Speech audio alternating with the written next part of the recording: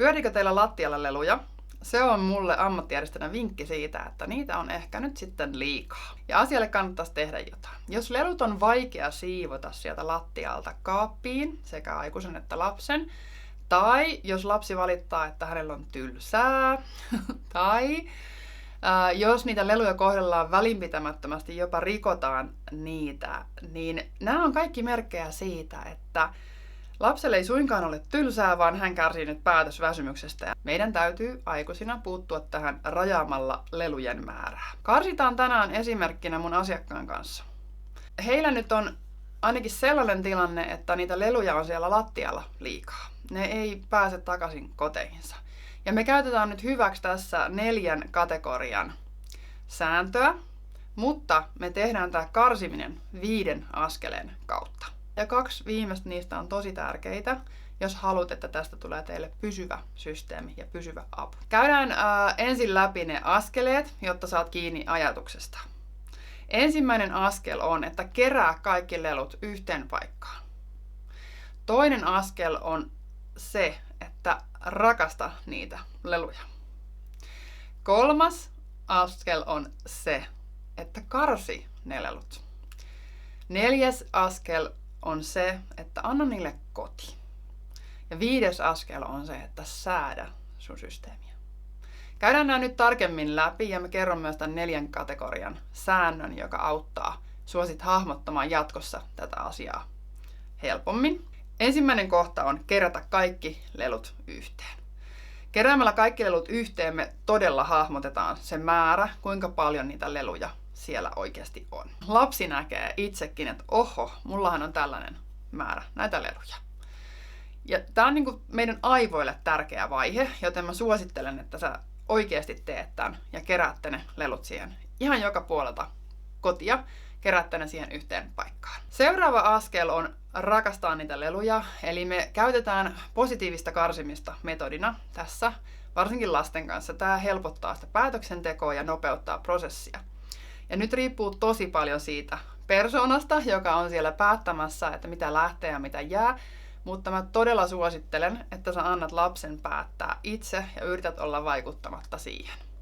Eli unohda ne sun ajatukset, unohda se mikä lelu oli kallis, mikä oli sulle tärkeä ja anna lapsen itse päättää, haluaako hän rakastaa jotain lelua nyt. Ja jos hän löytää sieltä nopeasti ne rakkaimmat lelunsa, niin laittakaa ne siihen erilleen.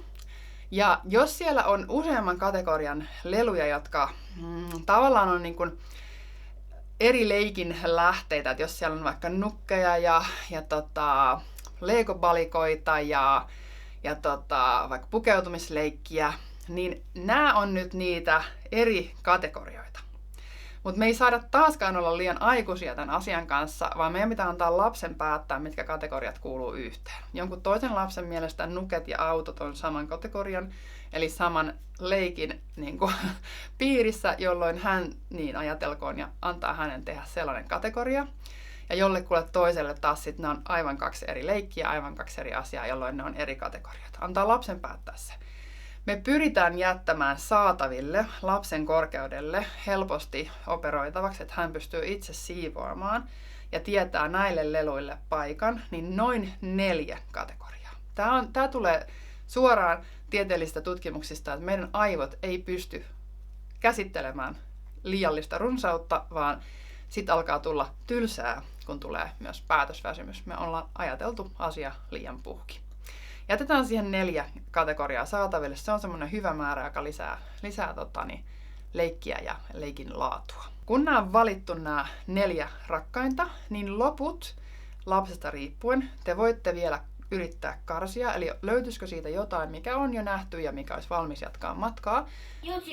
Tästä on otettu kaikki jutut pois. Onko tää lähtee? Niin. Joo. Siinä ei ole mitään kuvaa noita. No ei olekaan, joo. Sen saa laittaa pois. Sen saa laittaa pois. Tai sitten te voitte kapseloida loput, lelut, ja aikuinen vie ne säilöön jonnekin paikkaan, mitä aikuinen operoi. Ja lapselle kerrotaan hyvin kirkkaasti ja selvästi, että sieltä säilöstä saa leluja vaihtamalla niitä näihin nyt leikkiin jätettyihin leluihin. Ja mielellään ehkä kategoria kerrallaan taas, ettei me luoda sinne taas semmoista runsautta vahingossa aikuisina. Jos hän haluaa vaihtaa Barbit vaikka autoihin hetken päästä, niin sitten vaihdetaan. Ja te voitte itse sopia, että kuinka usein vaihdetaan. Kerran kuukaudessa, kerran 2 kuukaudessa.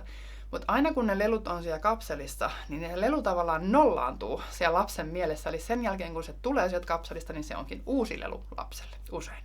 Saattaa silti olla rakas ja vanha, mutta meidän aivot toimii tällä tavalla. Eli tää on niinku tosi semmonen voittoisa systeemi, koska sun ei tarvitse enää ostaa uusia leluja, eikä pitäiskään mielellään.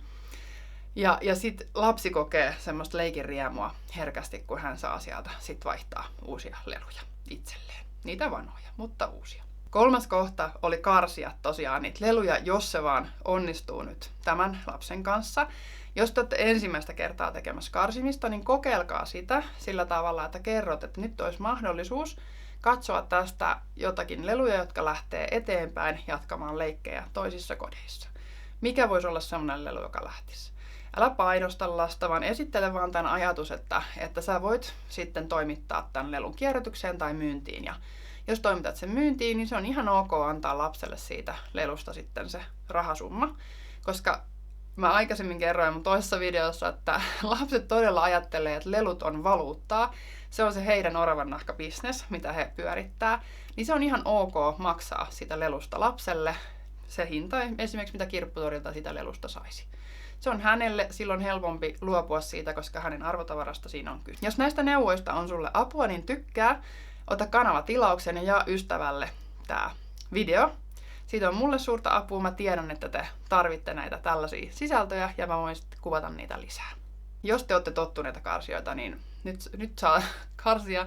Jos ette ole, niin harjoitelkaa tätä, mutta harjoitelkaa usein sillä, että tuutte sen asian äärelle ja mietitte, että olisiko näistä joku semmonen, joka voisi jatkaa matkaa. Mutta tässä kohtaa ei pidä missään nimessä painostaa, ei aikuisia eikä lapsia, vaan toisilla ihmisillä menee tässä kuukausi, pari, että tottuu siihen ajatukseen. Voi mennä vaan viikkokin. Toisilla, varsinkin aikuisilla, saattaa mennä vuosiakin. Ja annetaan sille aikaa, jos sulla vaan on mikään paikka, minne jemmata näitä leluja, niin se auttaa tähän asiaan. Te saatte rauhoitettua sen lastenhuoneen, mutta silti ei kenellekään ole aiheutettu semmoista paniikkia.